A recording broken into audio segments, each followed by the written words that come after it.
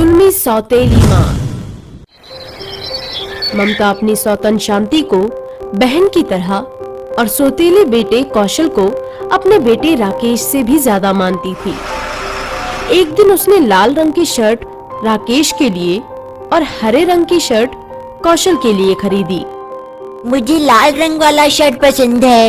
नहीं, ये मेरी शर्ट है, माँ मेरे लिए लाई है। दोनों इसी बात पर झगड़ने लगे। बेटा, भाई के साथ झगड़ा नहीं किया करते, इसे अपनी पसंद की शर्ट लेने दो। ठीक है माँ। इस तरह कौशल खुश हो जाता है और अपनी माँ शांति को वो शर्ट दिखाता है। देखो, बड़ी माँ ने शर्ट दिया है। पर ये शर्ट तो राकेश का था। हाँ, पर मुझे पसंद आ गया तो मैंने ले लिया। अच्छा। एक दिन एक शख्स हवाई मिठाई बेचने आया। बड़ी माँ, मुझे हवाई मिठाई चाहिए। ममता पैसे निकालकर उसे देती है। तभी राकेश भी पैसे मांगने लगता है। मुझे भी चाहिए। बेटा, अब मेरे पास पैसे नहीं हैं। आपके पास कौशल के लिए पैसे होते हैं, पर मेरे लिए नहीं होते। वो तेरा छोटा भाई है ना? ममता कौशल को अपने बेटे से ज्यादा मानती थी। एक दिन अचानक ममता की तबीयत बिगड़ गई और उसकी मौत हो गई। राकेश घर के बाहर उदास बैठा था। तभी कौशल आया और उसे बहलाने की कोशिश करने लगा। भाई, तुम ऐसे उदास मत हो। तुम्हें इस तरह देखकर मुझे अच्छा नहीं लगता। अब चलो, खेलने चलते हैं। मेरा खेलने का मन नहीं कर रहा, मुझे माँ की याद आ रही है। बड़ी माँ की याद तो मुझे भी आ रही है, लेकिन तुम दिल छोटा मत करो। तभी शांति राकेश को पुकारती है। राकेश, ए राकेश, कहाँ है? आया माँ। राकेश घर के अंदर शांति के पास जाता है और शांति उसे फटकार लगाने लगती है। अब मुंह लटकाए क्या खड़ा देख रहा है? घर का सारा काम पड़ा हुआ है, वो कौन करेगा? अभी करता हूँ। राकेश घर में झाड़ू लगाता है। तभी कौशल आता है और घर के काम में उसका हाथ बटाने लगता है। भाई, मैं दूसरे कमरे में झाड़ू लगाकर तुम्हारी मदद कर देता हूँ। तभी शांति वहाँ पहुँच जाती है और कौशल को झाड़ू लगाते हुए देख लेती है। ये काम मैंने राकेश से कहा था, तुमसे नहीं। मैंने तुम्हें पढ़ाई करने के लिए कहा था। चलो पढ़ाई करो। शांति कौशल को खाना परोस देती है। कौशल, बेटा आ जाओ, खाना खा लो। भाई को भी भूख लगी है, उसे भी खाना दे दो। बेटा, पहले तू खा ले, फिर जो कुछ बचा कुचा खाना होगा वो इसे खाने को दे देंगे। अगर तुम मुझे अभी खाना नहीं दोगी तो मैं भी नहीं खाऊंगा। अच्छा बाबा, ठीक है, उसे भी देती हूँ। शांति रसोई से खाना लेकर आती है और राकेश को बुलाती है। राकेश, ओ राकेश, तेरे लिए खाना लगा दिया है। राकेश आता है और कौशल के बगल में बैठ जाता है। अरे रे रे रे, वहाँ कहाँ बैठ रहा है? आज से तू नीचे बैठकर खाना खाएगा। चल नीचे बैठ। राकेश नीचे बैठ जाता है और खाने की प्लेट को देखता है। उसमें खाना बहुत ही कम होता है। तू क्या देख रहा है? तुझे और खाना नहीं मिलेगा। ज्यादा खाना खाएगा तो तुझे बहुत नींद आएगी, और फिर घर का काम कौन करेगा? घर का अभी बहुत सारा काम बचा हुआ है, समझा? थोड़ा और दे दो, इससे मेरा पेट नहीं भरेगा।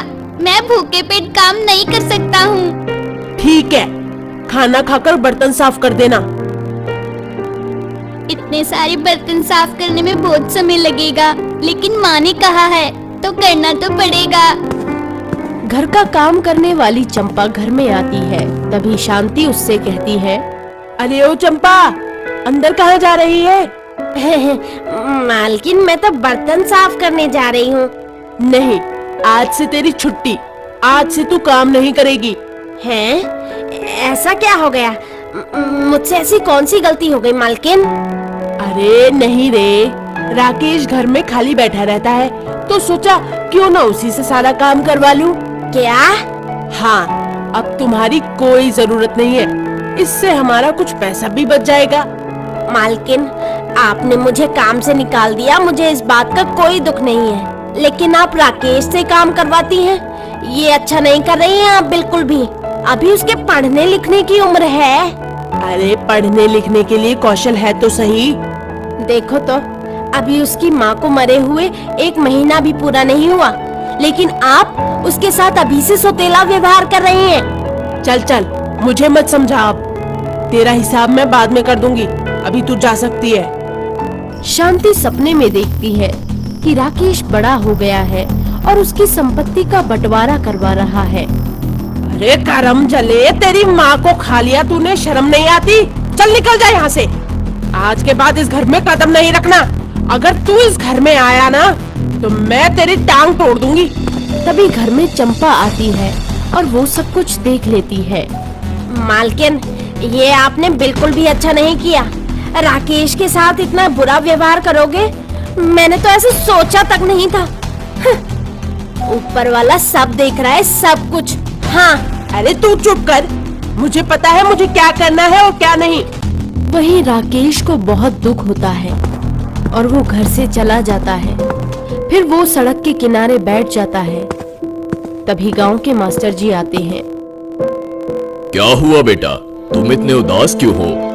राकेश मास्टर जी को पूरी कहानी बताता है।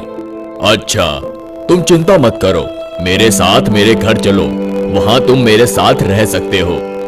राकेश मास्टर जी के साथ चला जाता है और उनके साथ खुशी खुशी रहने लगता है। बेटा, तुम्हारे लिए एक बुरी खबर है। क्या हुआ मास्टर जी? तुम्हारा भाई बहुत बीमार है। उसे क्या हुआ? उसकी किडनी फेल हो गई है। ओह, ये तो बहुत बुरा हुआ। क्या मैं उसकी जान बचाने में कुछ मदद कर सकता हूँ? हाँ, अगर तुम्हें किडनी दे दो तो वो बच सकता है। फिर तो मैं उसे अपनी किडनी दे दूंगा। कौशल मेरा छोटा भाई है, मैं जीते जी उसे मरता हुआ नहीं देख सकता। ये तुम क्या कह रहे हो? उसकी माँ ने तुम्हारे साथ कैसा व्यवहार किया है, तुम्हें कुछ याद है? मेरी माँ ने किसी के साथ भेदभाव करना नहीं सिखाया। मेरे दिल में कौशल के लिए आज भी उतना ही प्यार है जितना पहले था। फिर तो तुम्हें उसकी मदद करनी चाहिए। तुम मेरे साथ अस्पताल चल सकते हो, वह अस्पताल में ही भर्ती है। आपके बेटे का ऑपरेशन सफल रहा, अब आपका बेटा ठीक है, कुछ दिनों में आप उसे ले जा सकते हैं। डॉक्टर की बात सुनकर शांति की आंखों में आंसू छलक आए। अगर तू नहीं आता तो मैं जिंदा नहीं बचता। तूने मेरी जान बचाई है। मेरे रहते हुए तुझे कुछ नहीं हो सकता। मैं तेरा भाई हूँ। शांति पर्दे के पीछे से राकेश की बात सुन लेती है और उसे बहुत शर्मिंदगी महसूस होती है। मुझे माफ कर दो, मैंने तुम्हारे ऊपर बहुत अत्याचार किया है, तुम्हें बहुत दुख पहुंचाया है ना, लेकिन तुमने उसे बुलाकर मुझ पर वो एहसान किया है जिसे मैं कभी नहीं भूल सकती। शांति को वो दिन याद आने लगते हैं जब उसने राकेश पर अत्याचार किए थे, उससे दिन भर काम करवाए थे और वो उसे खाना भी नहीं दिया करती थी। आप मेरी माँ हो और कौशल मेरा भाई है। मैं आज भी उससे इतना ही प्यार करता हूँ जितना पहले करता था। बेटा मुझे माफ कर दो, मैं लालच में आके बहुत अंधी हो गई थी। मैं ये तक भूल गई थी कि मेरे एक नहीं 2 बेटे हैं। हेलो दोस्तों, हमें कमेंट्स करके बताएं कि आपको ये कहानी कैसी लगी। इस कहानी को लाइक जरूर करें और अपने दोस्तों के साथ भी शेयर करें। बाय।